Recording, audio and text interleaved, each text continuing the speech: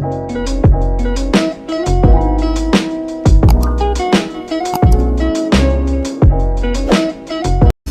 toilet sekolah ini pasti ada aja cerita horornya. Kali ini ceritanya datang dari akun yang bernama Lily. Ini pengalamannya waktu 2014, waktu dia itu baru masuk SMP. Dan dia kan baru mos gitu loh. Nah, kakak kelasnya itu berpesan ke semua murid lah ya, kalau jangan sampai ke toilet sendirian. Entah itu apa alasannya. Katanya nih ya, beberapa tahun lalu itu ada murid yang bunuh diri di situ dikarenakan kalah menang lomba. Ada juga yang bilang karena masalah pribadi.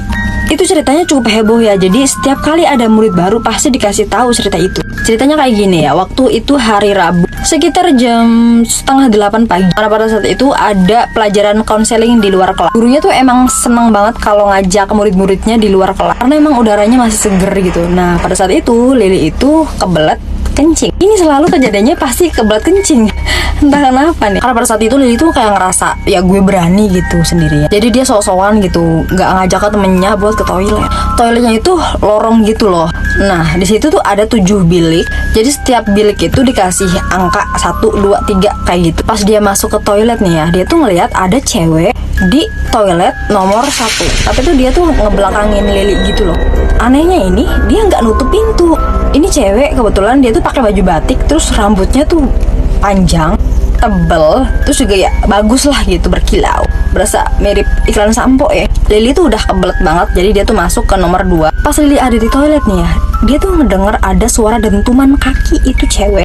Abis itu dia tuh pindah ke toilet nomor 3. Pokoknya tepat di sampingnya Lily aja lah. Pas dia lewat tuh kayak hawanya tuh langsung berubah gitu, jadi merinding. Abis itu dia ngedenger suara air keran nyala. Lily langsung buru-buru keluar dari toilet itu. Abis itu Lily langsung gabung lagi tuh ke temen-temennya. Oh ya, kebetulan emang toiletnya itu deket sama lapangan gitu. Jadi Lily tuh masih bisa ngeliat itu toilet.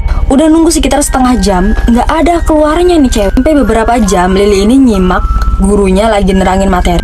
Ini cewek belum ada keluarnya. Dan ternyata nih ya, Lily baru inget pada hari itu anak murid semua tuh pakai baju putih abu-abu, bukannya batik. Lily langsung nyimpulin kalau itu adalah siswa yang bunuh diri di toilet tersebut. Ini kejadiannya sama persis pas Lily itu kemah persami. Pas acara itu sekitar jam 10 malam, nih anak-anak tuh disuruh kumpul di lapangan, ngebentuk lingkaran gitu. Terus Lily ini tepat banget berhadapan di lorong toilet itu.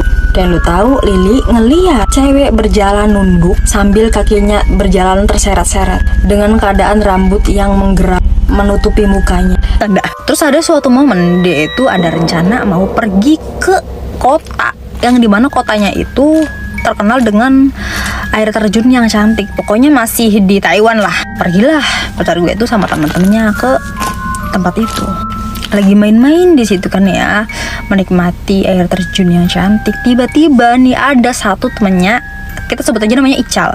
Ical ini malah hilang, nggak tahu kemana. Dicari-cari, sampai kesana kesini tetap nggak ketemu. Sampai akhirnya mereka nyerah, lapor ke tim SAR. Tim SAR nyari dong. Lagi dicari-cari nih kan ya, lagi kolang kabut.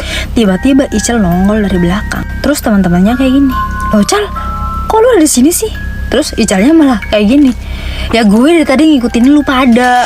Dipanggil-panggil gak ada yang nyaut katanya gitu kan. Teman-temannya pada kayak bingung, apaan sih gitu kan. Nah habis itu Ical baru cerita, kayaknya ada yang aneh deh. Jadi Ical tuh cerita kayak gini. Jadi pada saat di air terjun dia tuh kayak nemu semacam batu nih kan ya. Mungkin kalau di Indonesia itu kayak bisa dijadiin batu akik atau kayak gimana, yang jadi Ical ini kayak tertarik buat ngambil. Habis itu dibawa. Nah, balik lagi ke rombongan. Nah, pas di rombongan mungkin kayak Ical tuh dicuekin. Tiba-tiba dia tuh ditegur sama Ai itu ibu-ibu loh ya, ibu-ibu Persebaya. Mungkin kalau bahasa Koreanya ajuma-ajuma. Ibu-ibu itu bilang kayak gini sama si Ical, "Puyong Taiwei Cina ketong sih pak." Mafia Mandarin gue jelek banget. Pokoknya ibu-ibu itu kayak nyuruh jangan bawa itu benda, tiu tiao katanya gitu kan. Suruh buang lah kayak gitu. Bas dibuang, baru dah itu beberapa saat kemudian Ical tuh baru direspon sama teman-temannya. Itu kayak gimana ya?